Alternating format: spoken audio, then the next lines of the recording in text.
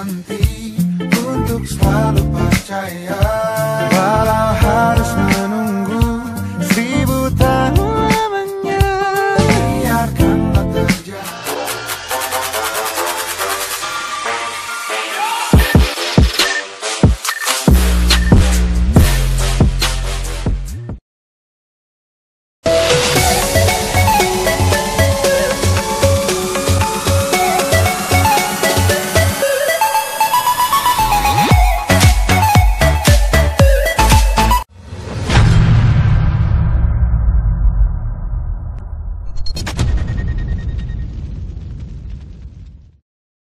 Assalamualaikum warahmatullahi wabarakatuh.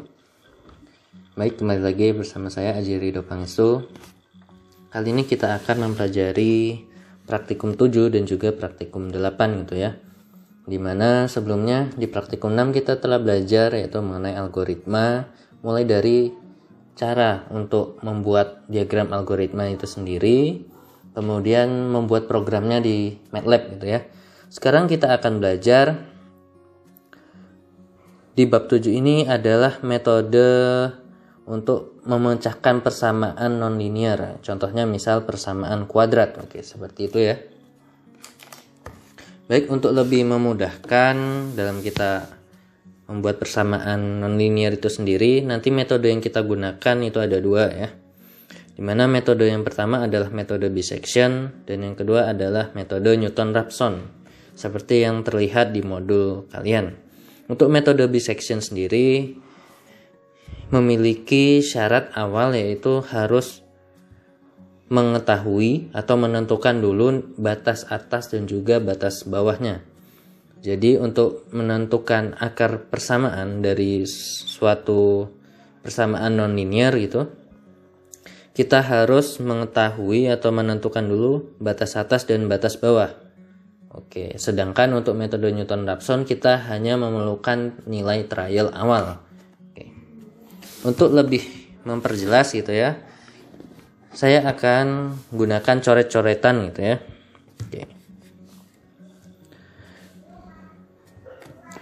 Oke, baik. Mari kita mulai. Metode yang pertama adalah metode bisection gitu ya. Metode bisection. Dimana untuk metode ini sendiri yang awal sekali adalah misal kita memiliki persamaan Y sama dengan dimisalkan saja ya gitu ya. Misal X kuadrat min 2X plus 1. Oke. Pasti di sini kalau secara manual gitu ya. Kalau kita cari manual, kalau kita substitusikan seperti ini nanti. X min 1 dikali dengan X min 1 ya. Sehingga nanti akar persamaannya kalau metode eksak gitu ya, X min 1 sama dengan 0, sehingga nanti penyelesaiannya adalah X sama dengan 1. Oke, ini adalah kalau cara eksak. Untuk cara bisection kita memerlukan pendekatan. Dimisalkan seperti ini, kita buat grafik dulu ya. Misalkan nanti bentuk grafik dari Y sama dengan X kuadrat min 2X plus 1 gitu ya. Dimisalkan saja bentuknya seperti ini gitu ya. Oke. Kita misalkan bentuknya seperti itu. Kemudian dari bentuk ini kita akan menentukan di mana titik akar persamaannya. Otomatis data yang pertama kali dibutuhkan untuk metode bisection adalah nilai batas bawah. Oke, sebut saja adalah sebagai X1 dalam hal ini. Kemudian batas atas itu sebagai X2. Kita misalkan batas nilai X1-nya dalam hal ini misal 0,5, kemudian X2-nya misal 3. Oke. Untuk metode bisection harus nilai ada X1 dan juga X2. Oke. Kemudian kalau sudah kita tentukan nilai X-nya, maka kita bisa menghitung nilai fx-nya. Berarti untuk metode bisection sendiri, nanti yang menjadi catatan penting adalah harus kita perhatikan bahwa nilai fx1 dikalikan dengan fx2 itu harus lebih kecil daripada 0. Oke, bila syarat ini terpenuhi, maka akar persamaan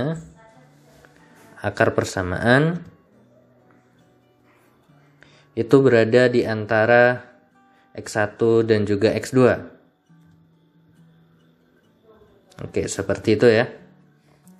Dimisalkan ini sudah memenuhi kriteria karena tadi di contoh soal hasil eksaknya 1 gitu ya. Kemudian untuk metode bisekan, setelah menentukan ini, setelah syarat ini terpenuhi, kita harus menghitung X baru. Oke, kan berada di antara X1 dan X2 ini. Terus akar persamaan yang hasil sebenarnya yang mana? Oke, kita lakukan trial. Trial pertama adalah di nilai tengah-tengah. Oke, sebagai pertengahan ya. Titik tengah. Oke. Misal kita buat titik tengah di sini, kita sebut trialnya sebagai XM. Oke, kemudian nanti kita cek lagi syaratnya di sini, apakah lebih kecil dari 0? Bila emang benar, di antara X1 dan XM, nilai fx-nya, yaitu fx1 dikali fxm nanti lebih kecil dari 0, maka kita trial lagi. Kan? Nah, maka kita akan lakukan trial lagi di tengah-tengahnya lagi, di sini. Kalau nanti lebih kecil dari 0, trial lagi sampai nanti ketemu titik akhir gitu ya, dimana selisih antara ini. Oke, berarti nanti selisih antara X1 dengan yang nilai X baru yang habis di trial itu selisihnya sangat kecil sekali. Oke, seperti itu ya. Oke, baik, berarti nanti langkah pertama yang kita harus lakukan untuk metode ini adalah yang pertama kita tentukan nilai X1 dan juga X2. Oke. Bila X1 dan X2 sudah ketemu, maka kita harus menghitung nilai fx1 ini ya, dan juga fx2. Kalau sudah, baru kita cek fx1 dikalikan dengan fx2 apakah lebih kecil daripada 0. Bila jawabannya ya, maka nanti lanjut ke step keempatnya. Oke, bila nanti tidak, maka yang harus kita lakukan adalah ulangi step pertama. Oke, berarti kita harus menentukan nilai X1 dan X2 yang baru. Oke, seperti itu. Oke, kalau sudah langkah 3 terpenuhi, fx1 kali fx2 lebih besar daripada 0, maka kita menentukan nilai xm. Ini yang harus kita lakukan. Apa itu rumusnya? Dimana xm itu adalah nilai X1 ditambah juga X2 dibagi dengan 2. Berarti sebagai titik tengah. Kalau sudah, baru kita tentukan nilai fxm. Oke. Bila sudah, baru kita cek lagi. Kita cek bila nanti fx1 dikalikan dengan fxm lebih kecil daripada 0, maka syarat ini terpenuhi. Dimana nanti kalau mula-mula tadi kan fx1 dikalikan dengan fx2 ya. Oke. Sekarang fx2 kita ganti dengan xm. Kalau ini memenuhi syarat, maka x2 harus diganti dengan xm. Maka x2-nya akan terganti nanti dengan nilai baru. Maka nilai X1 itu tetap, dan juga X2 diganti dengan XM. Oke. Bila yang terjadi adalah sebaliknya gitu ya. Misal nanti yang terjadi seperti ini, kita step 7 itu ya. Yang terjadi misal fx2 dikali dengan fxm yang lebih kecil dari 0. Ini adalah kebalikan dari step 6. Maka kita buat saja bahwa nanti X2 itu tetap ya. Tetap X2 tetap, kemudian nilai X1 sendiri yang diganti dengan XM. Oke. Seperti ini ya. Ini sudah selesai. Nanti program akan berhenti ya. Ketika apa? Berhenti ketika selisih X1 yang baru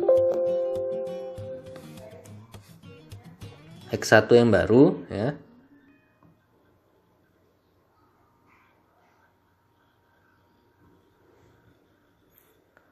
nanti X1 yang baru dikurang dengan X2 yang baru, itu selisihnya sangat kecil. Kita sebut saja misal 0,001, misal contohnya ya. Oke, seperti itu. Kita pertama adalah latihan membuat program bisection ya.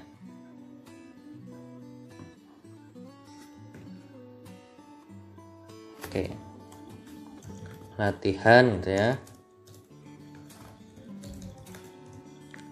Latihan membuat program bisection. Nah, untuk programnya sendiri mungkin secara editor ini berbeda daripada yang ada di MATLAB gitu ya. Dimana ini lebih disesuaikan lagi sesuai dengan logika-logika algoritma yang barusan kita buat. Oke, nama variabelnya juga sesuai dengan coretan algoritma yang sudah kita buat ya, sehingga nanti tidak membingungkan. Oke, pertama kita clear dulu, clear all CLC. Langkah pertama tadi adalah menentukan nilai X1 dan juga X2. Tapi yang pertama kita harus tahu dulu soalnya. Misal soalnya Y sama dengan, misal seperti tadi ya, X kuadrat min 2X plus 1. Oke, misal kita trial. Langkah pertama adalah tentukan X1 dan X2. Kita misalkan X1 nya adalah misal angka 0 gitu ya. Oke, X1 nya adalah 0, ini sebagai batas bawah. Kemudian X2 sebagai batas atas, kita misalkan angkanya adalah 5. Oke, seperti itu. Ini sebagai batas bawah, ya sebagai batas atas ya. Oke, kita memasuki ke langkah kedua. Langkah kedua kita hitung ya fx1 dan fx2. Otomatis untuk menghitung fx1 dan fx2 ini nilai x1 dan x2 kita substitusikan ke dalam persamaan gitu ya. Karena kita substitusikan ke dalam persamaan, maka kita harus membuat fungsinya terlebih dahulu. Oke, kita buat editor baru gitu ya. Ini adalah fungsi bisection ya. Fungsi bisection. Oke, langkah pertama adalah kita buat fungsinya, berarti nanti function kita misalkan y gitu ya, sama dengan baru nama fungsinya. Misal nama fungsinya contoh bisection gitu ya. Oke, seperti ini. Buka kurung input variabel. Oke, kita tuliskan nanti inputnya. Kemudian ini persamaannya y sama dengan x kuadrat ditambah 2 dikali x gitu ya. Ya dikurang 2 kali x, dikurang 2 kali x ditambah dengan 1. Oke, seperti ini ya. Oke, kita akhiri dengan n.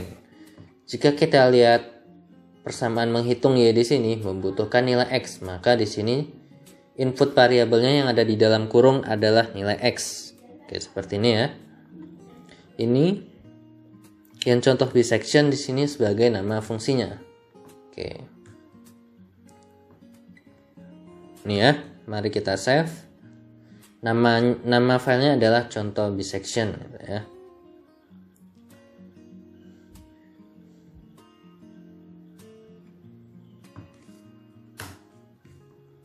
Kita save saja. Oke, kalau sudah, kita kembali ke program tadi. Oke, pertama adalah menghitung fx1. Berarti kita substitusikan nilai x-nya. Berarti kita akan memanggil fungsi tadi. Misal y sama dengan, tadi nama fungsinya apa gitu ya.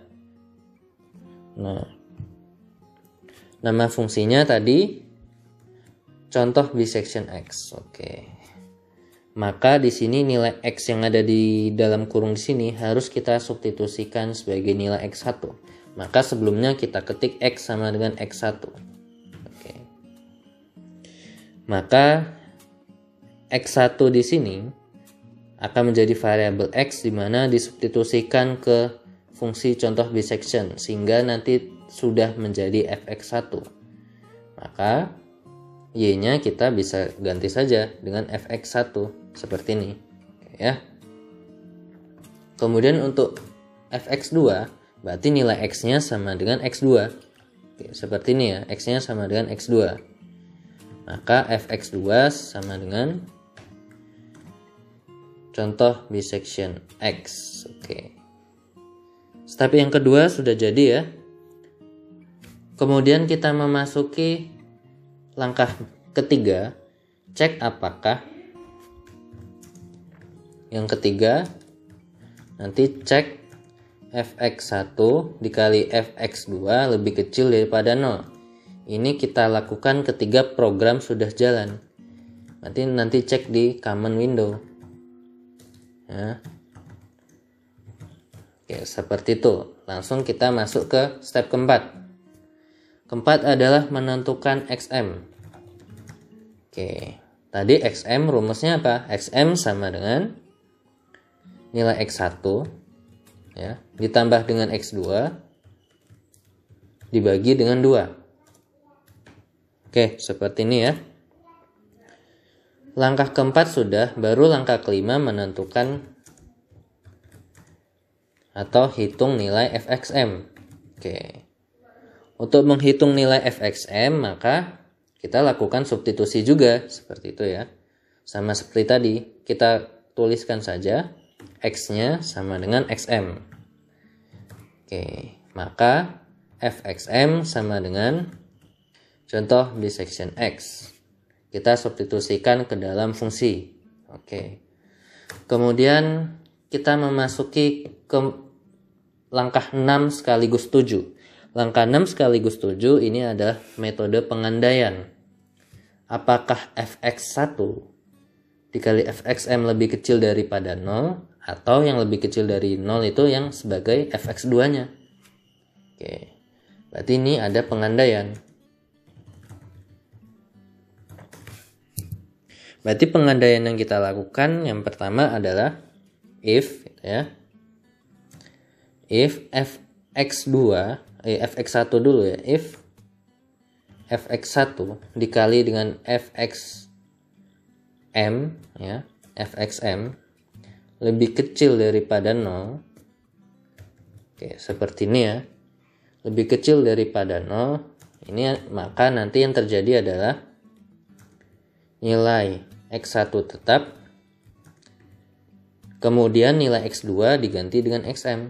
Maka kita tulis saja x2 sama dengan xm seperti ini. Else, oke, langsung. Berarti kebalikannya, maka x2 tetap. Nanti yang step ketujuh ya, x2 tetap dan x1 sama dengan xm. Oke, seperti ini. Kita tulis di sini x1 sama dengan xm. Kita akhiri dengan n. Oke. Kemudian langkah berikutnya toleransi pemberhentian gitu ya. Toleransi pemberhentian ketika misal x1 baru dikurang x2 yang baru itu 0,001. Berarti kita memiliki nilai selisih. Oke, kita taruh saja di bagian awal gitu ya. Tentukan x1 dan x2 dan selisih kita tulis seperti itu ya. Nah, misal kita tulis di sini selisihnya yang kita inginkan misal 0,001. Oke, seperti ini. Ini adalah selisih X1 baru dan X2 baru. Oke, maka untuk metode pemberhentian ini kita gunakan metode while. Oke, seperti itu ya. Kita gunakan metode while n untuk pemberhentian gitu ya. Berarti sebelum langkah kedua, oke, kita masukkan toleransi pemberhentian. Step terakhir adalah sebagai while n. Berarti while selisih. Oke, selisih tadi kan rumusnya X1. Berarti kita tuliskan saja di sini while buka kurung. Kita pakai absis itu ya, ABS. Karena selisihnya bisa positif, bisa negatif. Yang kita inginkan 0,001, yang penting adalah selisih di antara kedua nilai itu. Oke, kita yang penting selisihnya positif atau negatif, selisihnya sendiri itu tidak masalah ya. Oke, berarti nanti nilai X1 kita tulis di sini X1 min X2 ya, buka kurung. Oke, yang kita inginkan nanti datanya yang lebih besar daripada selisih. Berarti mulai dari 0,001 dan seterusnya. Oke. Kemudian kita akhiri dengan n, yang n terakhir ini untuk pemberhentian di while. Oke, kalau sudah baru kita lakukan yang namanya kita tinggal display saja ya. Oke, kita tinggal display saja.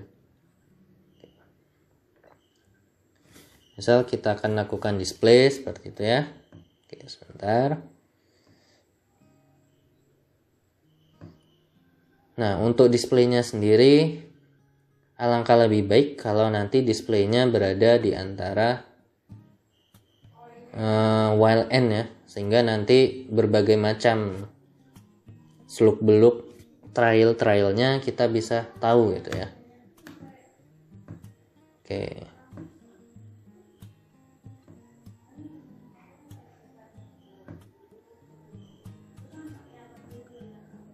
Oke, seperti itu ya. Baik, pertama kita buat display terlebih dahulu. Di sini display, misal yang ingin kita tampilkan apa saja itu ya. Oke, misal yang ingin kita tampilkan adalah nilai X1, XM, X2, kemudian FX1, FX2 dan FXM. FXM dulu ya, kemudian FX2. Oke, seperti itu.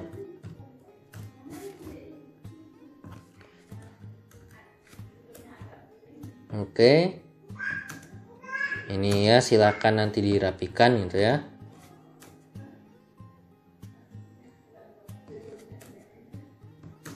Oke, seperti itu. Kalau sudah, berarti kita buat fprintf gitu ya.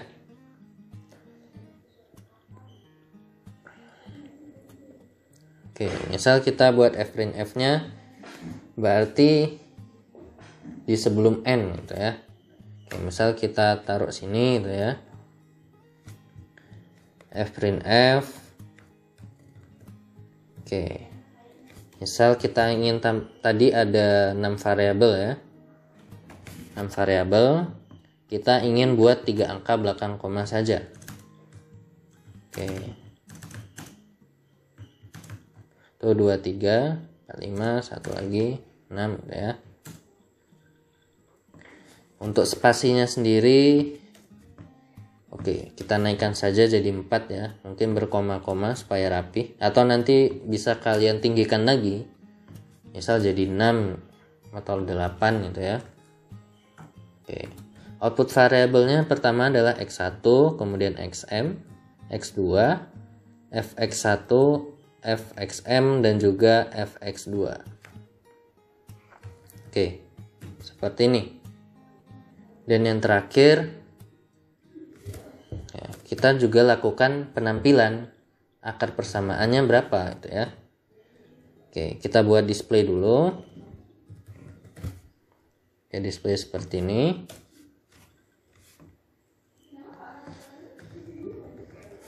Oke, kita fprintf untuk akar persamaannya, misal akar persamaan.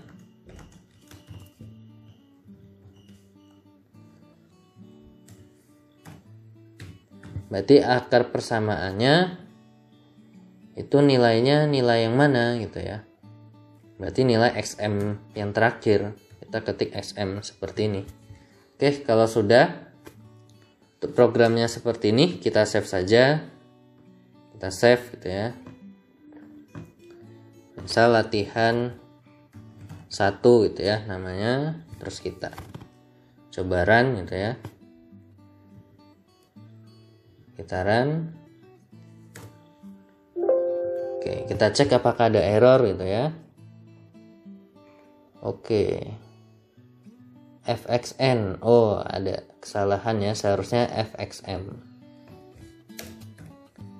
Oke, kita run lagi. Oke, di sini nilai fx1 kalau kita lihat ya, dan juga fx2 bila dikalikan itu tidak lebih kecil daripada 0, maka kita harus membuat nilai x1 dan juga x2 yang baru gitu ya. Di sini. Oke, misal kita dari min 3 gitu ya.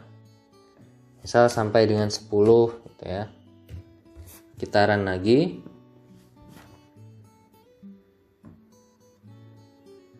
Oke, di sini juga sama gitu ya. Bila sama seperti ini maka belum memenuhi syarat awal. Emang secara metode gitu tidak error gitu ya. Tetapi nanti ya dapat kita ketahui bahwa yang seperti itu ada kesalahan ya. Nanti hasilnya pasti berbeda. Oke, alangkah baiknya nanti akan kita cek ulang terus gitu ya. Atau kita evaluasi nilai X1 dan juga nilai X2-nya. Oke, seperti itu.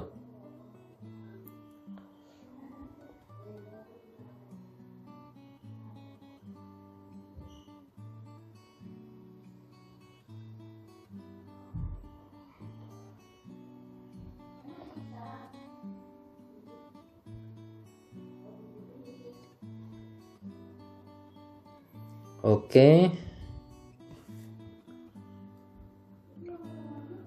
Kita coba nilai yang lain gitu ya. Misal 1 sampai 10 gitu ya. Kita cek. Oh, belum di run ya. Coba kita run.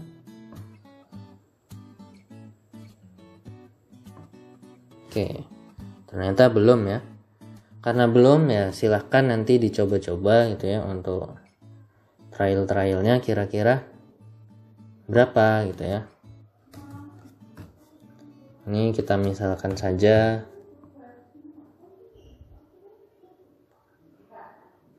oke, ini hasilnya pasti selalu berbeda-beda ya, tergantung nilainya. Kita cek lagi persamaannya. Persamaannya adalah x kuadrat min 2x plus 1, berarti benar ya, nggak ada masalah di fungsinya. Berarti nanti oke, kita cek lagi gitu ya.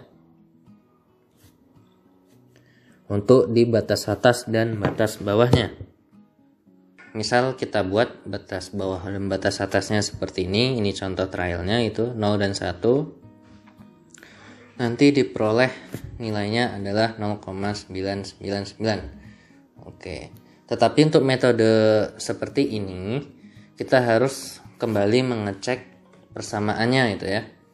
Karena untuk persamaannya sendiri seperti ini ya, bila kita jabarkan gitu ya, seperti tadi, ini jadinya x min 1 dikali dengan x min 1 gitu ya. Oke, seperti ini. Maka ini hanya ada satu akar persamaan ya, sehingga untuk metode seperti ini kurang tepat nanti, karena kita pasti akan kesusahan mencari nilai X-nya itu sendiri gitu ya. Tetapi misal metode ini kita gunakan untuk soal yang benar-benar akar persamaannya itu benar-benar dia persamaan non-linear gitu ya. Misal contohnya seperti ini, kita buat misal X plus 2 gitu ya, nanti dikali dengan X min 1, sehingga nanti hasilnya adalah X kuadrat gitu ya, X kuadrat plus X min 2. Misal kita ganti fungsinya seperti itu, X kuadrat plus X minus 2. Oke. Maka nanti hasilnya bisa negatif 2, bisa positif 1. Oke. Batas atas dan bawahnya misal kita dibuat dari 0 sampai 3 atau sampai 5 itu. Seharusnya nanti hasilnya adalah akar yang positif 1.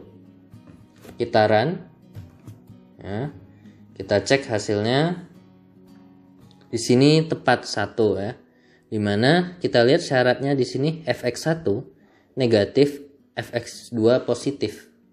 Sehingga ini baru bisa sangat tepat menggunakan metode bisection, karena fx1 dikali fx2 lebih kecil daripada 0. Oke ya. Baru ini adalah metode yang tepat.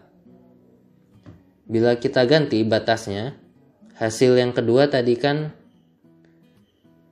negatif 2 ya kemungkinan. Oke, batas bawahnya misal kita buat minus 10.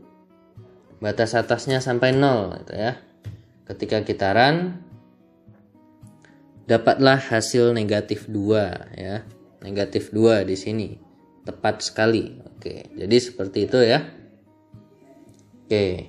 Jadi metode bisection nanti silakan lebih bagusnya dicek bahwa antara fx1 dan juga fx2 ini salah satu harus negatif.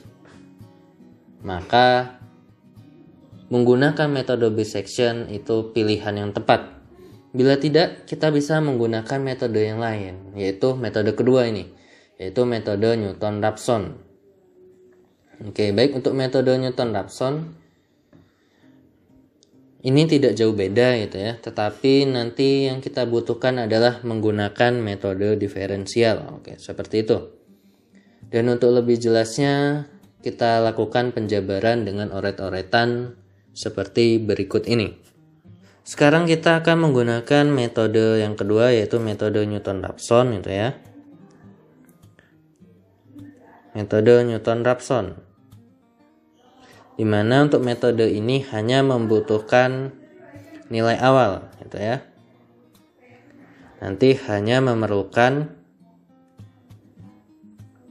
trial awal. Kita sebut saja misal sebagai nilai X0 gitu ya. X0. Berarti nanti untuk logika perhitungannya seperti apa gitu ya. Maka ini adalah step algoritma yang harus kita pahami terlebih dahulu. Berarti nanti yang pertama sekali berarti kita harus menentukan itu ya. Menentukan nilai X0-nya itu sendiri. Kemudian bila sudah step 1 2 sudah, step yang kedua adalah kita menghitung nilai fx0 ya. Kita hitung. Kalau sudah kita hitung fx0, masuk ke langkah ketiga. Oke, langkah ketiga adalah kita menghitung nilai gitu ya. Kita hitung nilai apa gitu ya. Kita hitung nilai trial berikutnya, yaitu X1. Rumusnya apa? Rumusnya nanti X1 sama dengan nilai X mula-mula, yaitu X0, dikurang dengan Fx0 dibagi dengan turunan dari X0. Oke, seperti itu ya. Nah, di mana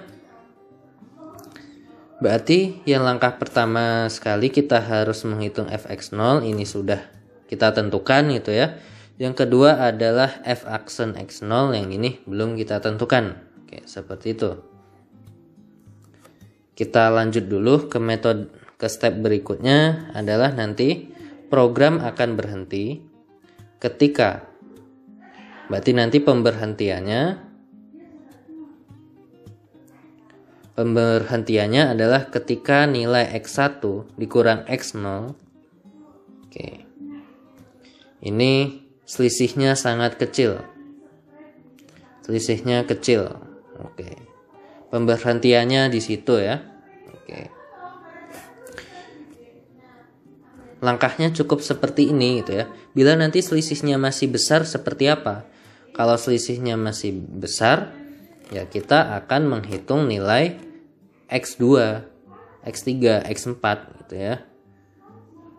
Lakukan terus-menerus seperti itu. Oke. Berarti nanti untuk rumus turunannya seperti apa? Turunannya sendiri ini kita gunakan metode FDA gitu ya. FDA adalah finite differentiation approximation. Ini adalah metode untuk menghitung akar-akar persamaan secara matematika, di mana nanti ada 3 metode, yaitu metode forward, metode backward, dan juga metode center. Ke masing-masing metode ada first order dan juga second order. Nah, untuk menghitung fx0 yang akan kita gunakan adalah FDA orde 1 yang center. Oke. Ini nanti lebih detail mungkin ya, ada di matematika teknik 1 atau teknik 2 ya. Sehingga nanti ini akan lebih detail kita bahas aplikasi dari FDA di MATLAB praktikum MATLAB komputasi 2 gitu ya. Untuk rumusnya sendiri fx0 itu adalah rumusnya nilai dari, oke, kita sebut saja fx gitu ya biar enak. Fx itu adalah nilai dari fx ditambah dengan increment delta x gitu ya. Berarti ini data setelah titik x kemudian ditambahkan dengan delta x atau jumlah incrementnya, dikurang dengan f saat x min delta x dibagi dengan 2 kali delta x. Oke, seperti itu ya. Berarti nanti untuk menghitung f aksen ini kan kita butuhkan untuk menghitung f aksen nih. Maka sebelum step ketiga kita hitung dulu step yang kelima gitu ya. Berarti nanti step kelima adalah ini untuk sebagai catatan gitu ya. Ini adalah sebagai catatan. Berarti nanti setelah menghitung fx0 kita hitung dulu FDA order 1 center gitu ya. Oke, untuk lebih jelasnya untuk pengaplikasian metode Newton-Raphson ya, kita gunakan aplikasi langsung di MATLAB ya. Sekali lagi untuk variabel-variabelnya ini sangat disesuaikan dengan algoritma yang kita buat ya, seperti x0, x1 gitu ya. Sehingga nanti lebih mudah dipahami daripada variabel-variabel yang akan kalian temui di modul praktikum. Oke, seperti itu ya. Baik. Mungkin seperti ini untuk metode Newton-Raphson. Kita lanjutkan ke MATLAB-nya. Sekarang kita akan lanjut ke metode Newton-Raphson di MATLAB gitu ya. Oke, metode Newton-Raphson. Oke, seperti ini ya. Oke. Dimisalkan ya, sebelumnya kita clear dulu ya, clear all CLC. Oke. Ada persamaan gitu. Kita samakan saja persamaannya. Seperti tadi misal Y sama dengan X kuadrat. Apa tadi kita cek? X kuadrat plus X min 2 gitu ya. Ditambah dengan X dikurang dengan 2. Oke, seperti ini. Oke. Langkah pertama adalah tentukan X0. Oke, kan seperti itu ya. Kita tentukan dulu nilai X0 ya, gitu ya. Berarti nilai X0 atau X mula-mula gitu ya. Oke, kita ketik X0, misal trial awalnya kita mau sembarang angka 4 gitu ya. Misal. Oke. Langkah pertama sudah, langkah kedua adalah hitung fx0. Oke, berarti nanti fx0 sama dengan nama fungsinya dulu. Berarti kita buat fungsi untuk metode Newton-Raphson. Oke, misal kita buat fungsinya ya seperti ini, function y sama dengan contoh nr itu ya, Newton-Raphson buka kurung x.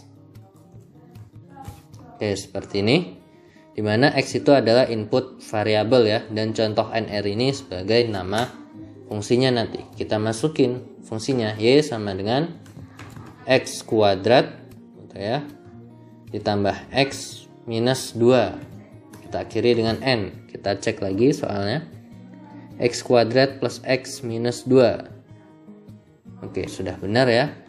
Kita save dengan nama contoh nr. Oke, kemudian kita kembali lagi ke program. Berarti fx0 adalah contoh nr buka kurung x, dimana kita tuliskan dulu nilai x-nya itu apa. X-nya adalah sebagai x0. Oke, seperti ini ya. X sama dengan x0, maka nanti kita bisa menghitung nilai fx0. Oke, kalau sudah menghitung nilai fx0, langkah berikutnya adalah kan kita akan menghitung nilai x1. Oke. Untuk menghitung nilai x1, maka kita membutuhkan nilai data-data yang lain. Data-data yang dibutuhkan. Tadi kan untuk menghitung nilai x1, itu rumusnya x1 sama dengan x0 dikurang fx0 dibagi turunan fx0, dimana turunannya pakai metode FDA OR D pertama sebagai yang metode sampler ya. Nah, berarti kita harus membutuhkan variabel-variabel yang lain gitu ya. Kita misalkan kita buat apa namanya, variabelnya kita misalkan di sini adalah oke, kita coba ya, apa itu ya. Misal kita buat yang sebagai selisih ya, dx. Kan membutuhkan nilai delta x ya. Nah, dx ini adalah sebagai delta x, dimana ini merupakan increment. Kita misalkan incrementnya 0,001. Oke, ini merupakan increment. Increment adalah nilai untuk kenaikan nilai x. Misal x0 nya 4, berarti nanti trial berikutnya saat titik 4,001. Kemudian nanti 4,002, 4,003. Oke, selisihnya itu adalah 0,001. Kita sebut sebagai increment. Kalau sudah, oke, baru kita hitung variabel-variabel yang lain gitu ya. Oke. Dimana kita akan menghitung fx0 tadi sudah ya. Nah, untuk lebih tepatnya, karena ini x-nya akan selalu berganti-ganti, fx0 kan kita butuhkan untuk menghitung nilai ini ya, nilai x1. Oke, maka itu akan berada di toleransi pemberhentian while n nanti, sehingga oke,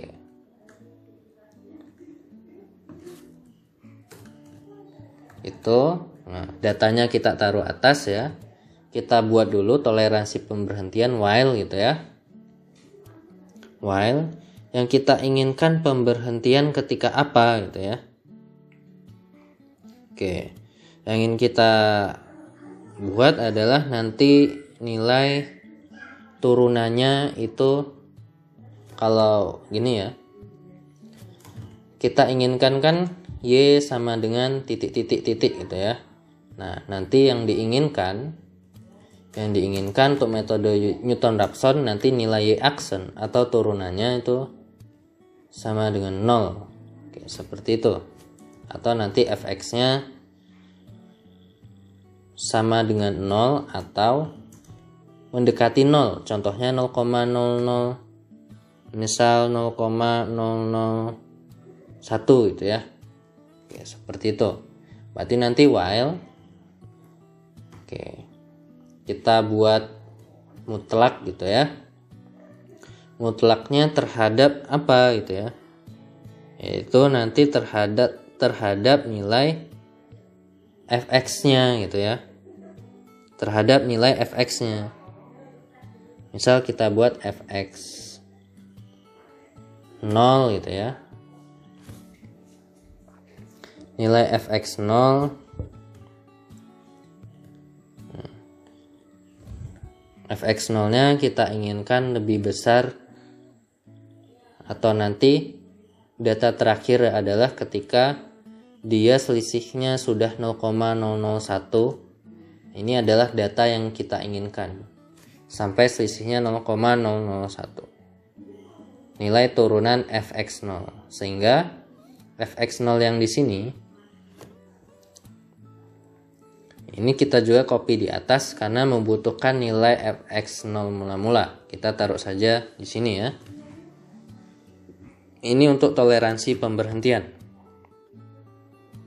Oke, kalau sudah, kita masuk lagi menghitung fx 0.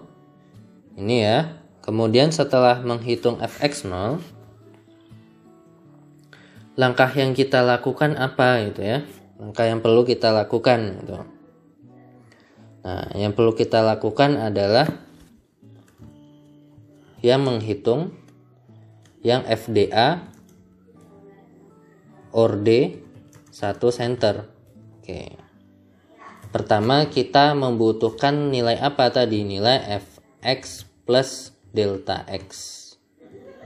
Dan juga nilai f dari x minus delta x. Oke, berarti kita hitung yang pertama dulu. Oke. Yang pertama adalah hitung f x plus delta x. Oke, seperti ini. Nah, berarti nanti rumusnya apa gitu ya? Maka kita harus menghitung ini dulu, x plus delta x. Kita misalkan saja gitu ya, sebagai nilai XA gitu ya. XA sama dengan nilai X mula-mula X0 ditambah dengan DX. Seperti ini kan ya. Berarti yang ini kita simbolkan sebagai FA nanti ya, biar gampang. Berarti nanti FA sama dengan contoh NR gitu ya, daripada X, dimana X-nya itu kita kasih keterangan di sini, X sama dengan XA. Oke, seperti itu ya. Kemudian baru kita hitung saat nilai X-nya ketika F gitu ya. F-nya saat X-nya X min DX gitu ya. Oke, berarti nanti yang kedua hitung F X min DX. Seperti itu ya. Oke ya. Berarti kita akan menghitung yang kedua yaitu nilai F saat X min DX. Kita misalkan variabelnya adalah FB gitu ya. Berarti nanti XB gitu ya, sama dengan nilai X0 dikurang dengan DX. Sehingga nanti X-nya sama dengan XB. Tinggal kita hitung FB. Berarti FB sama dengan kita panggil fungsinya, contoh NR daripada X. Oke. FA dan FB ini sudah kita hitung gitu ya, sehingga langkah berikutnya kita bisa menghitung dari pada nilai X berikutnya gitu ya. Berarti kita bisa hitung nilai Fx aksen gitu ya, Fx ini F aksen X atau turunan gitu ya. Oke, kita misalkan nama variabelnya adalah fdiff gitu ya, diferensial gitu ya. Berarti nanti fdiff untuk turunannya yang metode FDA tadi rumusnya adalah nilai daripada f saat x plus delta x, berarti dalam hal ini adalah FA gitu ya, nanti dikurang dengan FB gitu ya, FA dikurang dengan FB dibagi dengan 2 dikali dengan apa namanya delta x dx gitu ya, seperti ini. Oke, bila sudah baru kita menghitung step yang ketiga berarti ya. Yang ketiga baru bisa menghitung nilai x1. Oke, misal kita sebut saja karena nanti trialnya sampai x1, x2, x3, kita sebut saja xn gitu ya. Oke, nanti trialnya kan ada banyak gitu. Berarti nanti xn sama dengan nilai x mula-mula yaitu x0 dikurang dengan fx0 dibagi dengan turunannya fdiff, kan seperti ini tadi. Oke, kalau sudah baru nanti nilai x yang baru gitu ya, berarti nanti nilai daripada x0 yang awal tadi akan tergantikan dengan xn. Ini adalah metode trialnya. Oke, kita akhiri dengan n. Kita misal ingin kita tampilkan apa namanya nilai trialnya gitu ya, misal kita display saja gitu ya, misal kita akan display di sini gitu ya, misal kita gunakan display num 2 str gitu ya, akan kita tampilkan nilai v x gitu, dalam hal ini x ya, nilai x nya akan kita tampilkan mulai dari x0 kemudian trialnya sampai x berapa gitu ya. Oke, kemudian kita tampilkan juga nilai fx nya, fx0 nya. Oke, seperti itu ya. Kita kasih sebelum while kita kasih keterangan display gitu ya, seperti ini, dimana yang ingin kita tampilkan adalah nilai daripada x dan juga fx 0 atau fx itu saja ya. Oke, seperti ini.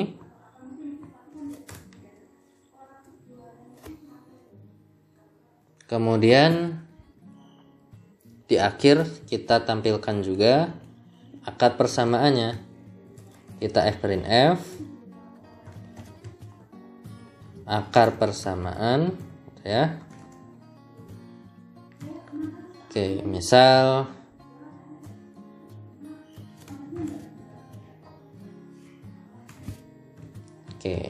berarti kita angka persamaannya yang mana? Yaitu yang xn tadi, atau juga bisa ya, sebagai x0 gitu ya. Nah, seperti itu juga nanti sama saja gitu ya. Berarti dalam hal ini kita tuliskan di sini adalah xn. Oke, seperti ini ya. Kalau sudah, programnya sudah seperti ini ya. Coba kita save. Latihan 2 gitu ya. Kita run, apakah ada error gitu ya. Kita cek dahulu. Error di variabel x line 7. Oh, di sini fx0 contoh nr, x-nya belum kita kasih keterangan sebagai x0 ya, atau ya kita tulis saja di sini langsung x0 seperti ini. Kita run. Oke, hasilnya adalah 1 gitu ya. Ini tidak rapi ya, untuk merapikan ya lebih tepatnya menggunakan fprintf saja di sini ya. Misal kita buat fprintf. Oke, kita tampilkan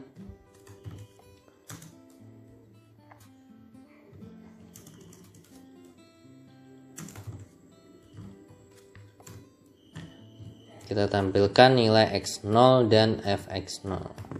Oke, seperti ini ya. Nanti hasilnya adalah rapi seperti ini. Terbukti bahwa nilai fx akhirnya adalah 0. Ini adalah emang yang syarat Newton-Raphson. Syaratnya adalah nilai fx-nya harus 0. Dan terbukti akar persamaannya benar, yaitu 1. Oke, seperti itu ya untuk metode Newton-Raphson. Nah, untuk metode Newton-Raphson sendiri ini ada cara yang cepat, yaitu menggunakan tools MATLAB, yaitu yang dinamakan dengan F0 gitu ya. Ini yang lebih gampang gitu ya. Kita buat ya Newton-Raphson dimana menggunakan F0. Oke, kita clear dulu, clear all CLC. Yang kita butuhkan hanya trial awal. X0 nya tadi 4. Kita masukkan rumus Y. Y sama dengan, kita tulis saja F0 seperti ini ya. Kemudian add nama fungsinya tadi adalah contoh NR, trial awalnya X0. Seperti ini. Tinggal kita fprintf saja. Fprintf akar persamaan sama dengan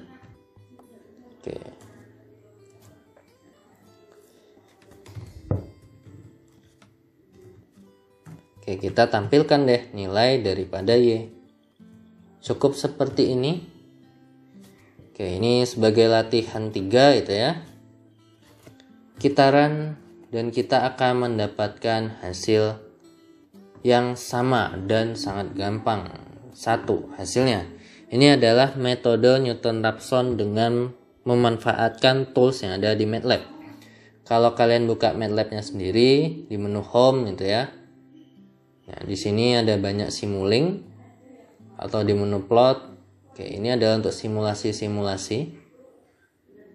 Ini adalah tools daripada MATLAB. Nah, ini ada tools untuk fitting kurva, model optimasi dan lain sebagainya. Ada analisis gitu ya.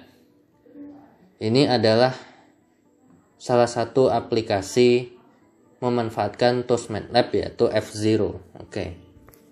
Mungkin seperti itu untuk metode F0 untuk pertemuan praktikum 7 ya. Oke.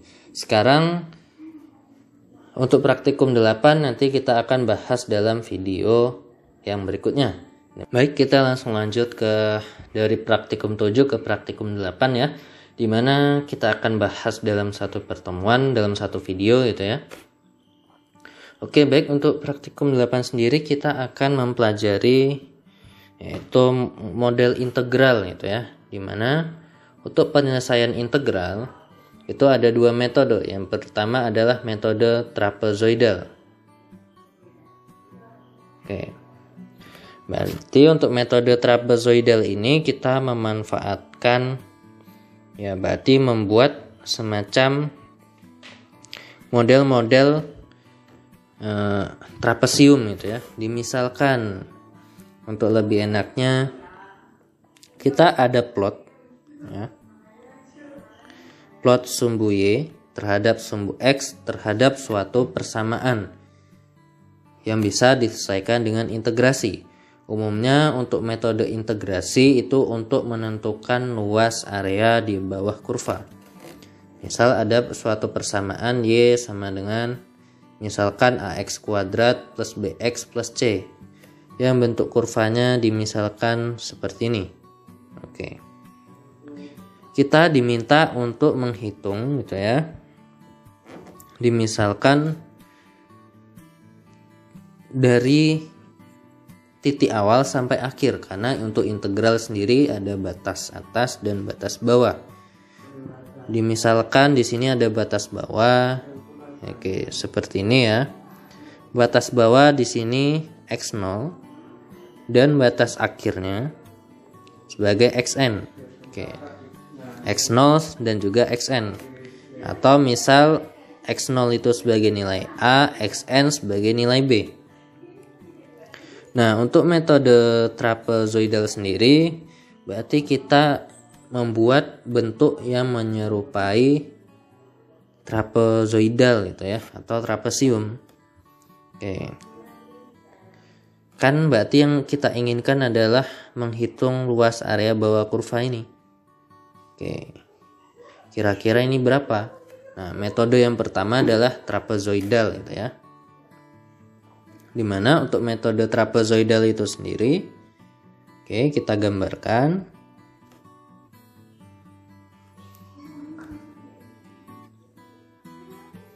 Oke, berarti nanti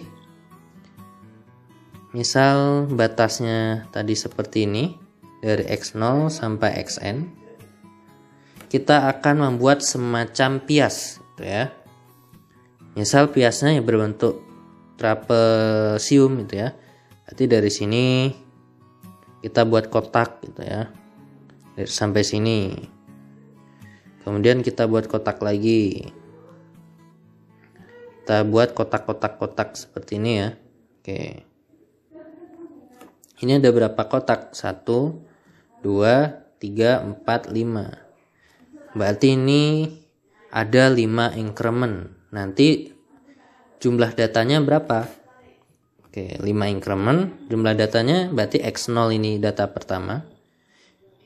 Data pertama, data kedua, ini ketiga, 4, 5, 6. Berarti jumlah datanya ada 6. Kalau 5 increment atau 5 pias berarti nanti datanya 6. Berarti ditambahkan 1 gitu ya.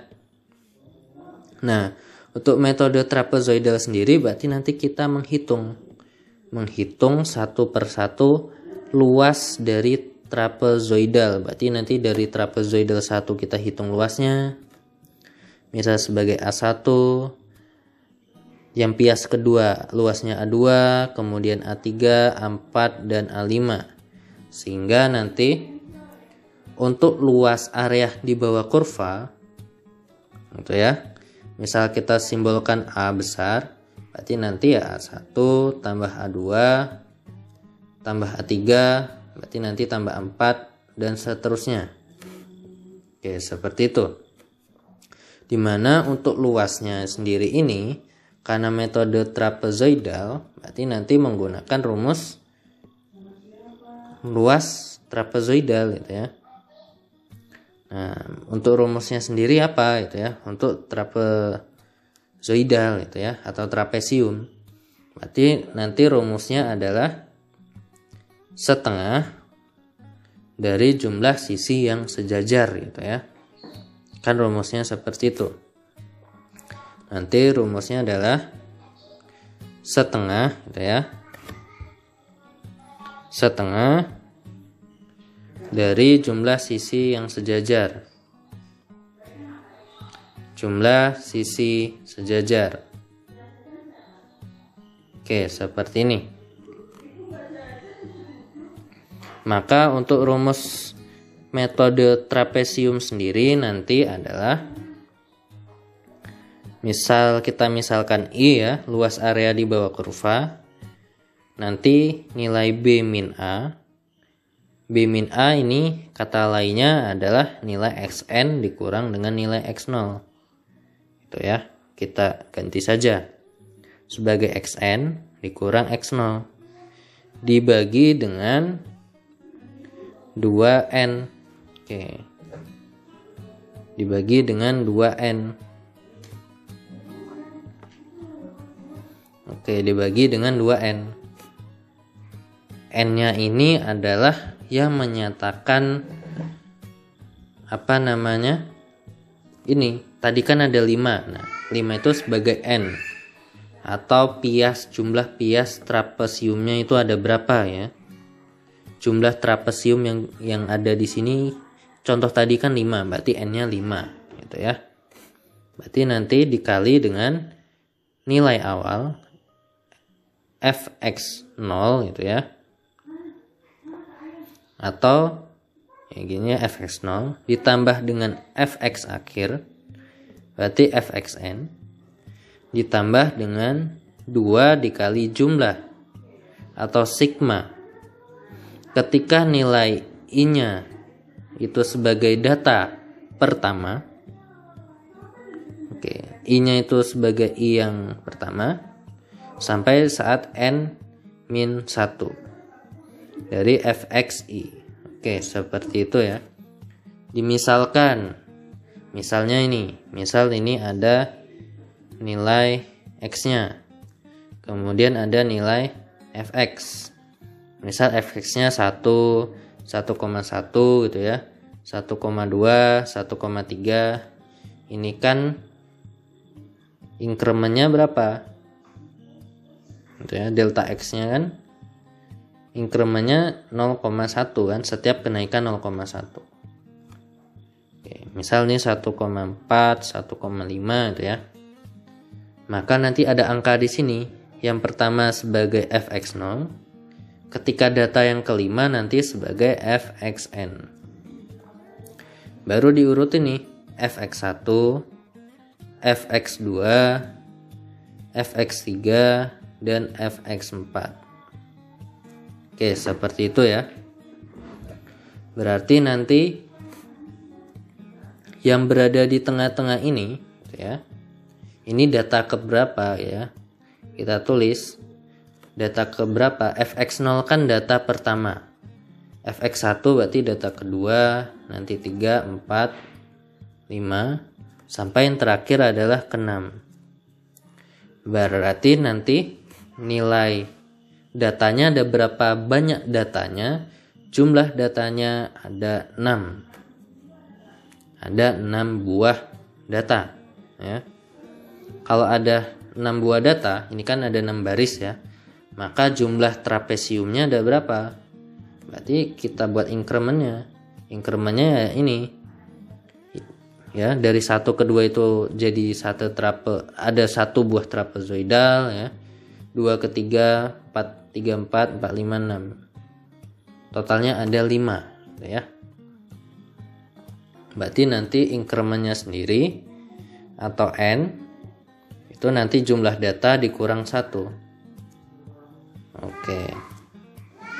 Seperti ini ya. Oke. Untuk lebih memahami metode ini, maka kita akan langsung contoh aplikasi gitu ya, menggunakan MATLAB langsung. Oke. Baik, sekarang kita akan berlanjut ke MATLAB gitu ya. Oke, baik ya. Sekarang kita buka MATLAB untuk metode integrasi trapezoidal. Oke. Kita clear dulu, clear all CLC gitu ya.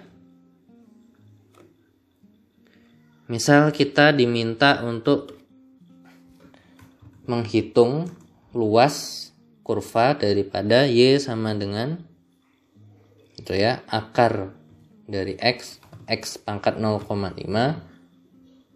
ditambah dengan eksponen X. Oke, kita diminta menghitung luas area di bawah kurva ini. Oke, berarti yang pertama yang kita harus masukkan adalah data-datanya. Oke, pertama adalah batas atas dan juga batas bawah. Itu jangan lupa ya. Misal tadi XA dalam hal ini adalah batas bawah. Kita misalkan dari 1, ini adalah batas bawah. Kemudian XB sebagai batas atas. Kita misalkan 3 gitu ya. Ini sebagai batas atas. Ketika batas-batasnya sudah ada gitu ya, maka yang perlu kita lakukan adalah membuat atau mencari nilai delta X-nya itu sendiri gitu ya.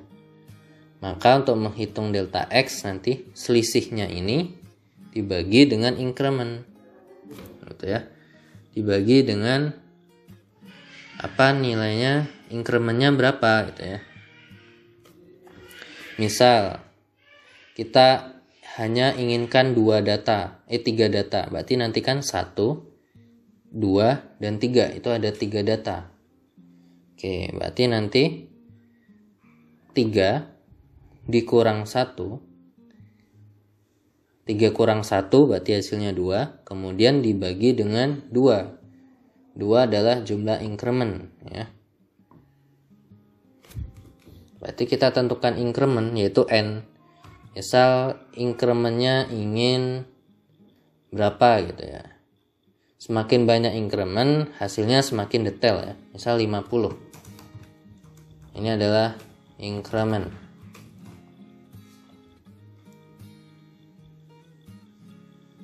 Atau lebih tepatnya bukan increment ya, interval ya, interval. Nah, kemudian baru berikutnya, nah ini yang baru increment ya. Oke, increment ya. Tadi interval namanya. Kita menghitung nilai delta X. Oke, berarti kenaikan nilainya berapa? Kenaikan nilainya berarti XB dikurang XA dibagi dengan N. Ini adalah kenaikan nilainya. Baru ini increment. Oke, seperti itu ya. Bila sudah, baru kita akan tentukan gitu ya. Tadi kan batasnya sudah kita buat gitu ya. Oke. Yang perlu kita lakukan adalah menghitung nilai. Hitung nilai fxa gitu kan, dan juga fxb. Pertama untuk fxa berarti kita butuh fungsi di sini. Yaitu fungsinya yang rumusnya ini. Oke, kita copy dulu, kita buat fungsinya gitu ya. Oke, fungsi dari ini ya. Y sama dengan X pangkat setengah kali eksponen X. Berarti function. Misal Y sama dengan contoh TRAP, trapezoidal misal itu ya. Inputnya X. Berarti nanti Y sama dengan X pangkat 0,5 ditambah dengan eksponen daripada X. Seperti ini ya. Kita akhiri dengan N. Kalau sudah kita save ya. Baru kita ke program lagi. Oke. Kita hitung nilai fxa. Berarti nanti fxa sama dengan contoh trap. Inputnya adalah nilai xa. Seperti ini ya. Kemudian kita hitung juga nilai daripada XB gitu ya. Jadi nanti hitung fxb.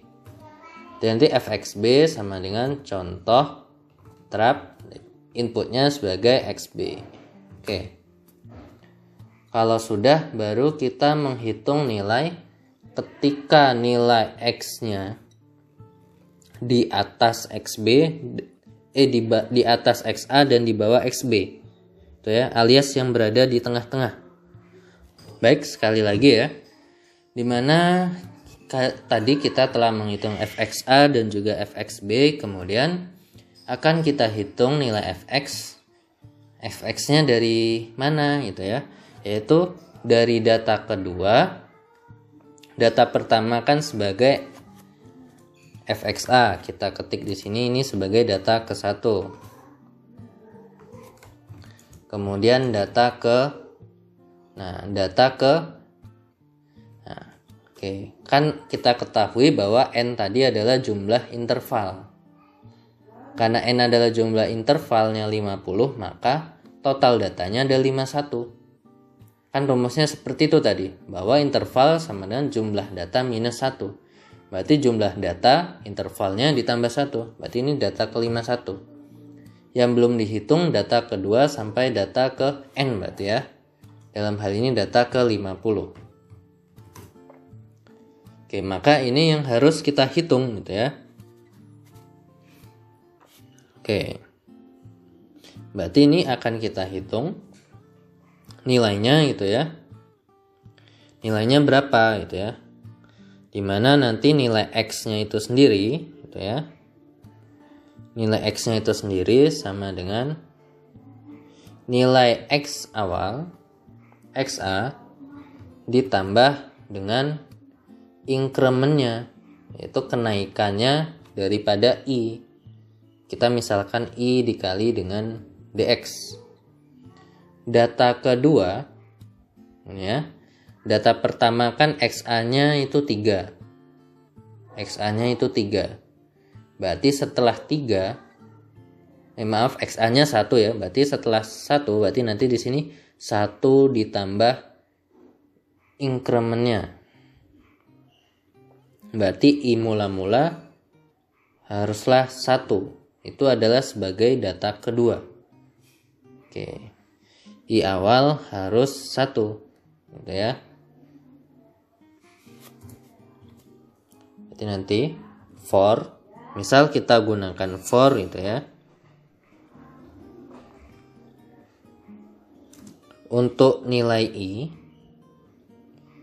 sama dengan dimulai daripada 1. Oke. I-nya 1, berakhirnya berapa gitu ya. Ketika nilai I-nya 1, maka itu adalah data kedua. Gimana bisa gitu ya, sekali lagi. I-nya 1 kita substitusikan ke sini, X sama dengan XA. I-nya berarti 1 dikali DX. 1 kali DX berarti nanti kenaikannya untuk 1 DX. Itu data kedua. Data ketiga berarti kan kenaikannya 2 DX. Berikutnya 3 DX, 4 DX, sehingga data ke-50 berarti nanti untuk data yang ke-50 ya 49 DX. Oke, 49 daripada DX. Sekali lagi ya, untuk data pertama berarti kan XA saja. Oke. Data kedua XA ditambah 1 DX. Data ketiga ditambah 2 DX. Data ke-50 berarti 49 DX. Berarti nanti di sini N ya sampai dengan N. Berarti nanti dalam kasus ini N-1 gitu ya. N-1 berarti nanti yang ke-49 DX. Berarti itu sebagai data ke-50. Oke. Seperti ini ya. X-nya sudah kita hitung. Kemudian kita hitung nilai daripada fx-nya itu sendiri gitu ya. Jadi nanti fx sama dengan contoh TRAP buka kurung X. Seperti ini. Nah, baru kita lakukan penjumlahan kumulatif gitu ya. Berarti nanti penjumlahannya kita misalkan variabelnya gitu ya. Sebagai sigma fx gitu ya. Sigma fx sama dengan berarti nanti penjumlahan kumulatif sigma fx itu sendiri akan kita kalikan dengan akan kita tambahkan ya untuk penjumlahan kumulatif. Kalau dikalikan nanti faktorial ya jadinya. Jadi nanti kita tambahkan dengan fx karena ini yang akan kita jumlahkan. Kita akhiri dengan n. Oke. Berarti baru ke rumus trapezoidalnya itu ya. Misal TRAP. Misal gini aja, misal rumusnya I tadi ya. I sama dengan atau hasil itu aja ya. Hasilnya sama dengan apa? Rumusnya adalah B min A per N per 2N ya. XB min XA per 2N. Ini udah sebagai DX, berarti nanti cukup DX per 2. Akan kita kalikan dengan fxa ditambah fxb gitu ya. Ditambah 2 dikali sigma fx gitu ya. Udah seperti ini. tinggal kita display saja gitu ya. Hasil misal integral trapezoidal gitu ya. Oke. Nom 2 STR kita tampilkan hasilnya. Oke. Cukup seperti ini ya, kita save. Latihan 4 ya. Kalau untuk di modul sendiri itu menggunakan while ya. Ini sama saja. Oke, kita cek dulu apakah ada errornya. Sigma fx mula-mula belum ada. Untuk penjumlahan kumulatif, jangan lupa yaitu harus ada nilai awal daripada yang ingin dibuat jumlah kumulatif, yaitu 0 ya. Berarti nanti sigma fx sama dengan 0. Kita run lagi. Oke, hasilnya adalah 20,167. Oke. Nah, jadi begitu ya untuk metode integral menggunakan trapezoidal.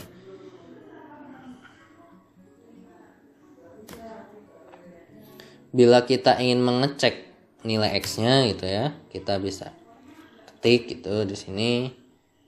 Atau di sini kan for-nya 1 sampai n-1.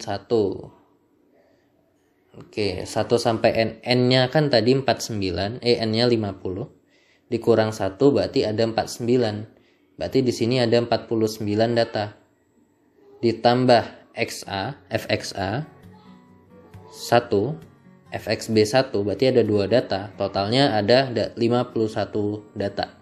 Berarti benar ya, total data di sini 51, tertulis seperti itu. Oke. Jadi seperti ini untuk metode trapezoidal. Oke, baik, kita akan lanjut ke metode berikutnya, yaitu metode Simpson. Oke, sebelumnya kita akan menggunakan metode trapezoidal tetapi dengan cara tools box yang ada di MATLAB. Oke, baik ya. Untuk toolbox di MATLAB sendiri itu hanya menggunakan perintah traps ya. Oke. Kita buat editor baru gitu ya. Metode trapezoidal, di mana hal ini yang kita gunakan adalah traps. Oke, kita clear dulu, clear all, CLC. Oke, kita ketikkan coba di sini ya. Hasil ya sama dengan traps, buka kurung. Oke. Di sini diketahui traps x, y gitu ya. X itu apa, y itu apa gitu ya. Kita bisa buka bantuan yang ada di MATLAB, yaitu yang ada di command window. Kita ketikkan saja di sini head traps. Oke ya. Oke, di sini sudah ada penjelasannya. Ini ya, traps x, y, di mana kita ingin melakukan integral terhadap y respect to x. Integral y terhadap x, berarti x di sini sebagai batasnya gitu ya, sebagai batasnya. Atau dengan kata lain ya bisa juga integral terhadap apa gitu ya. Oke, kita lihat di sini contohnya gitu ya. Jika y itu adalah deretan angka seperti ini. Oke. Di sini traps y, 1. Itu hasilnya 1,5, kemudian 2,5 gitu ya. Dan juga 3,5 dan seterusnya. Oke, kita lihat penjelasannya dulu. Kalau traps buka kurung y itu approximation integral of y, kita ingin mengintegralkan y gitu ya. Oke.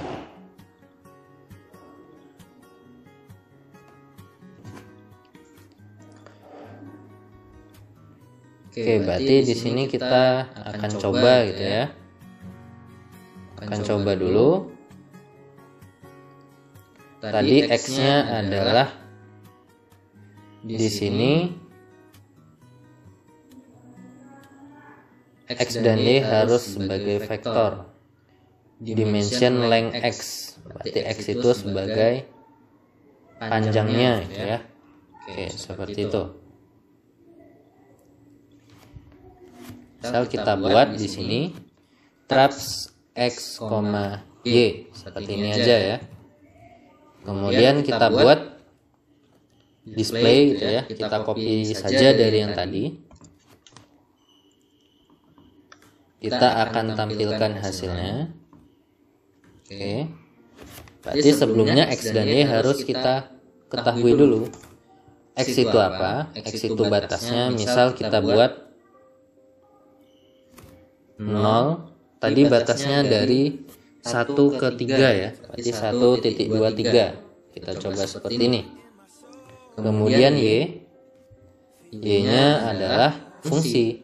Fungsinya yaitu contoh trap ya, buka kurung X, kan seperti ini nih. Oke. Kita save sebagai latihan 5 gitu ya. Ketika kita run, kita cek apakah ada yang salah ya. Kesalahan di perpangkatan. Oke. Kita gunakan tanda titik ya. Kemudian kita run lagi. Hasilnya adalah 21,57. Oke. Berarti ini tidak akan jauh berbeda ya daripada yang tadi. Yang tadi 20,168. Ini 21,5. Oke. Untuk kedetailannya itu lebih enaknya menggunakan yang tadi ya. Atau coba kita ganti nilai X-nya. X-nya kita gunakan seperti ini, 1 spasi 3. Kita run. Hasilnya malah 25 ya. Oke. Atau lebih detailnya 1. Incrementnya kita naikkan, misal 0,01, titik 2, 3. Hasilnya 20,1648. Oke ya.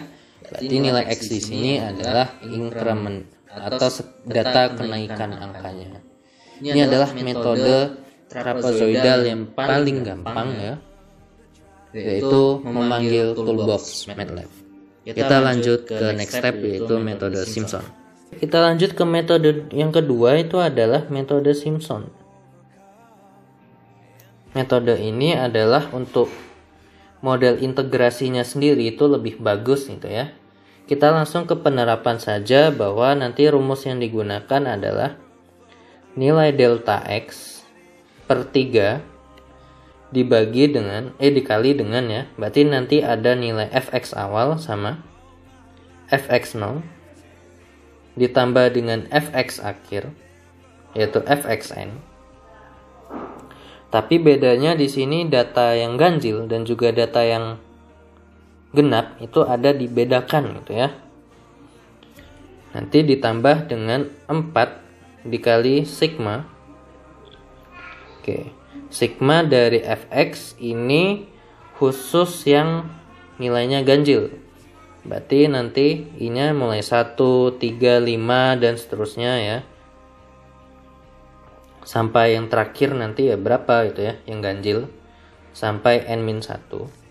Ditambah dengan sigma. Ini 2 dikali ya. Ditambah 2 dikali sigma untuk I yang genap. Yaitu 2, 4, 6 dan seterusnya. Oke. Jadi hanya seperti ini ya.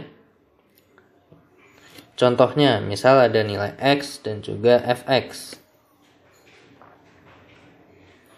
Oke, misal X-nya ada 0,1, 0,2, 0,3, 0,4, 0,5, 0,6.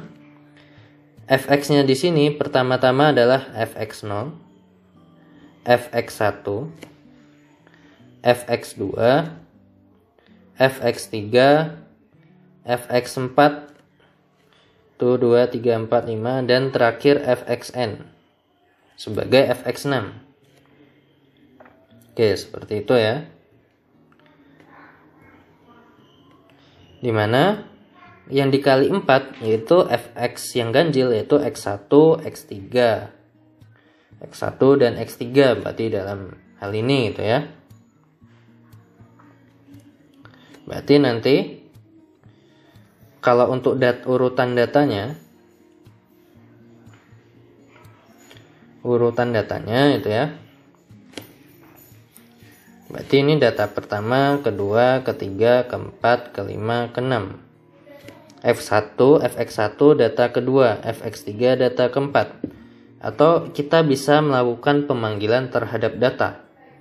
Berarti urutan data yang genap 2 sama 4 nanti ini nilainya fx1 dan fx3, dimana ini akan dikalikan dengan 4. Berarti fx2 dan fx4 ini dikalikan dengan 2. Oke, seperti itu ya. Oke, untuk logikanya seperti itu. Untuk lebih pahamnya langsung kita aplikasikan di MATLAB. Oke, seperti itu ya. Baik, kita langsung saja ke MATLAB-nya gitu ya. Yaitu metode Simpson. Oke, kita clear dulu. Persamaannya kita copy gitu ya. Kan kita copy. Ini ya.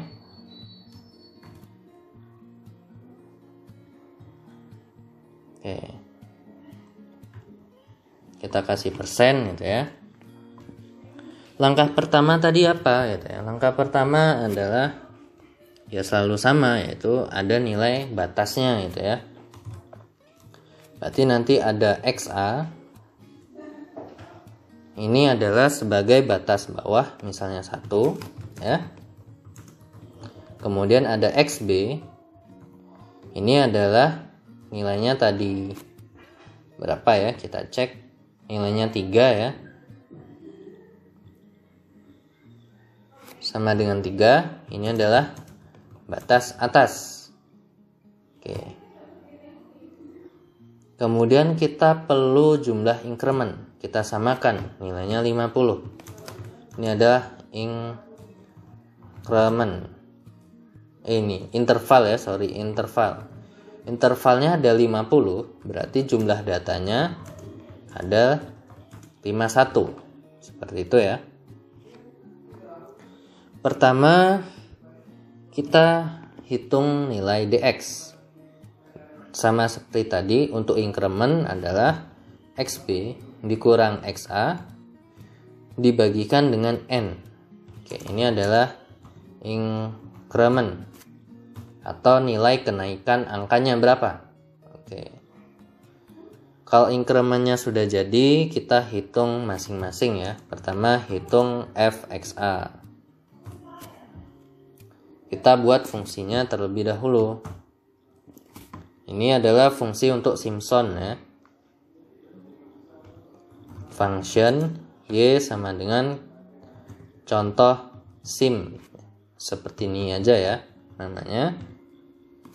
Dimana jangan lupa contoh sim x di sini adalah sebagai kata-kata untuk pemanggilan fungsi nantinya. Kita masukkan rumusnya. Tadi y sama dengan x pangkat 0,5 ditambah dengan eksponen daripada x. Oke, kita akhiri dengan n. Kita save. Kemudian kita buka lagi programnya gitu ya. Hitung fxa, berarti nanti fxa sama dengan contoh sim buka kurung xa. Kemudian hitung fxb ya sama fxb sama dengan contoh sim daripada xb. Oke, seperti itu. Kalau sudah fxa ini adalah sebagai data ke 1, atau kata lainnya fx0 gitu ya, fx0. Sedangkan untuk fxb ini adalah data ke 51, kan incrementnya 50, intervalnya 50, berarti jumlah datanya 51. Berarti fx saat n plus 1 itu ya. Dalam hal ini n-nya kita anggap sebagai interval, berarti kan n plus 1.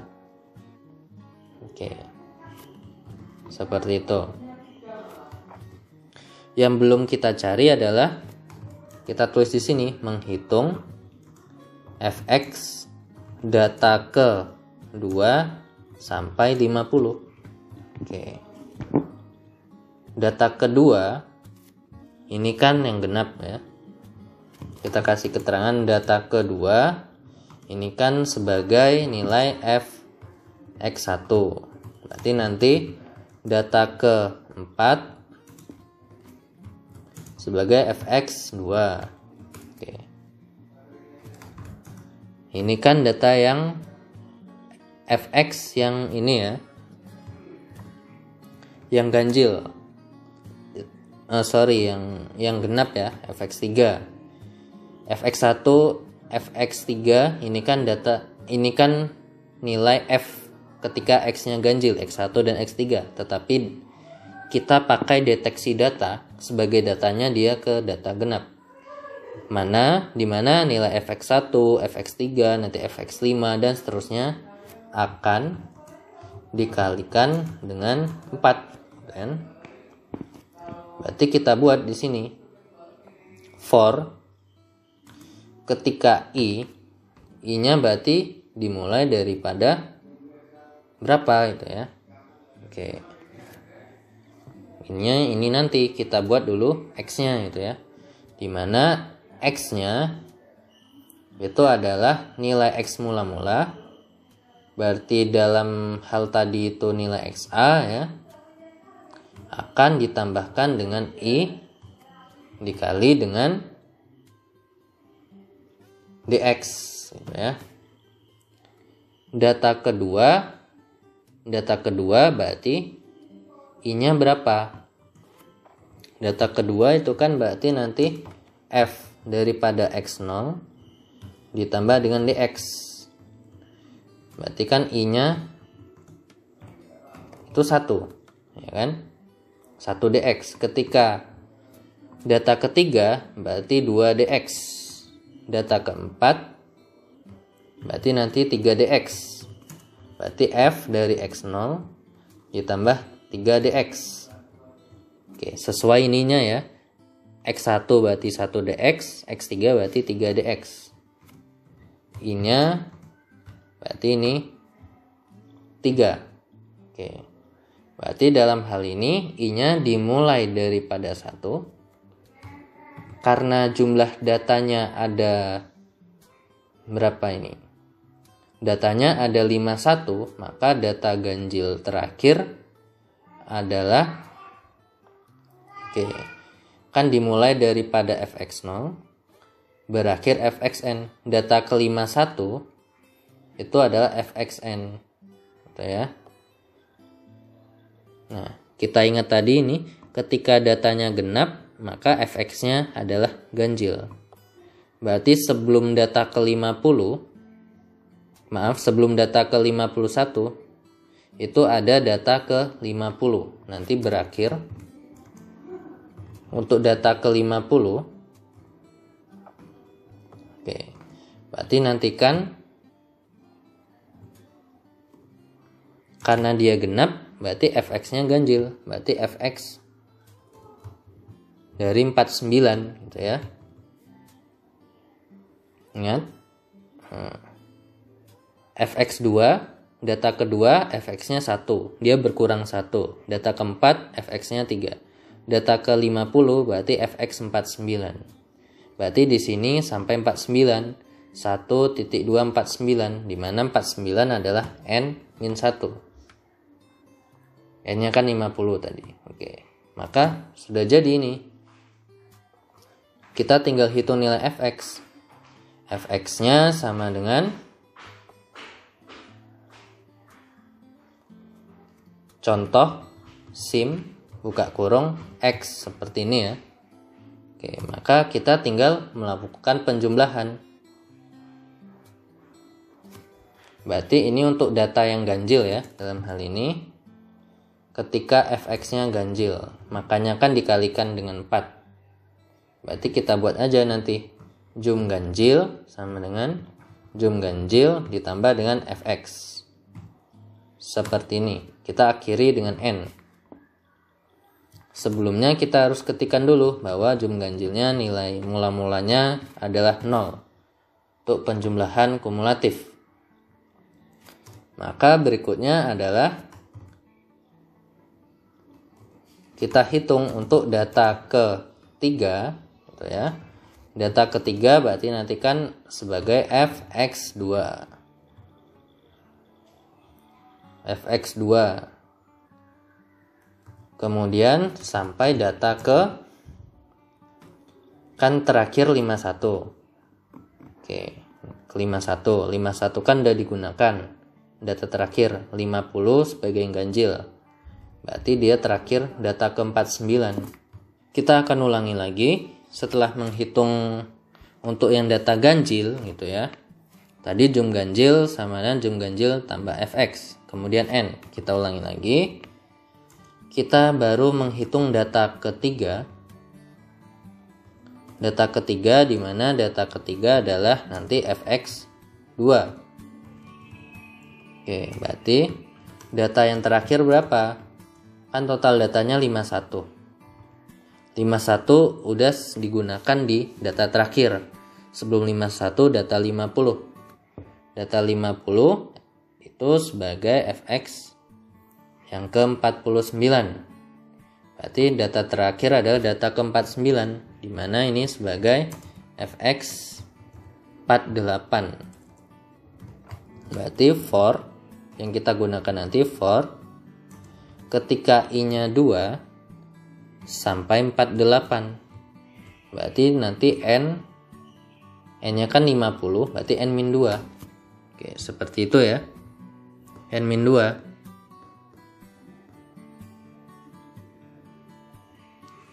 Nah, berarti nanti kita cek ya. Ini untuk i-nya 2. Berarti nanti x sama dengan xa gitu ya.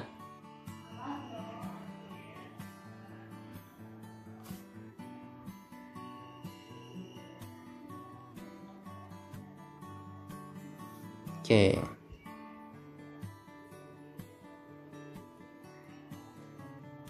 Kalau ini kan selisihnya 1 ya. Berarti nanti i-nya mulai 2, 3, 4 dan seterusnya. Berarti kita harus membuat increment gitu ya. Contohnya yang tadi ini. Nah, ini kan dimulai daripada 1 nih. 1. Berakhir dari n-1, berakhir 50. Gitu ya. Berarti berakhir 49 itu ya. Tetapi di sini datanya 1, 3, 49. 1 ke 3 selisihnya 2, berarti 1.22. Kita buat seperti ini. Berarti dalam hal ini dimulai dari 2.22 sampai n-2. Oke, berarti jumlah datanya di sini ada sebanyak n-1 gitu ya. Tetapi kenaikannya itu ada 2. Oke. Kalau di sini n-2. Kita lakukan lagi x sama dengan xa ditambah dengan i kali dx. Ini sama ya rumusnya. Nanti fx sama dengan contoh sim daripada x. Berarti kita ganti dengan jum genap karena ini yang genap. Jum genap sama dengan jum genap ditambah dengan fx. Kita akhiri dengan n. Kita buat di sini nilai jum genap mula-mulanya adalah 0. Baru kita rumus trapezoid rumus Simpson, I sama dengan dx per 3 dikalikan dengan fxa ditambah fxb ditambah 4 kali jum ganjil ditambah 2 kali jum genap. Seperti ini. Tinggal kita tampilkan saja ya. Kita display atau fprintf hasil integral ya sama dengan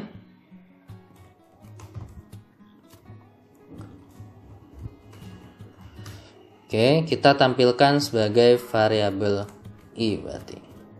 Oke. Seperti ini ya, tinggal kita save. Kita coba run. Kita lihat hasilnya berapa, 20,165. Oke. Ini ya, ini adalah metode yang lebih bagus gitu ya. Nah, untuk model pemanggilan toolbox-nya sendiri nanti akan dijelaskan ketika praktikum online ya.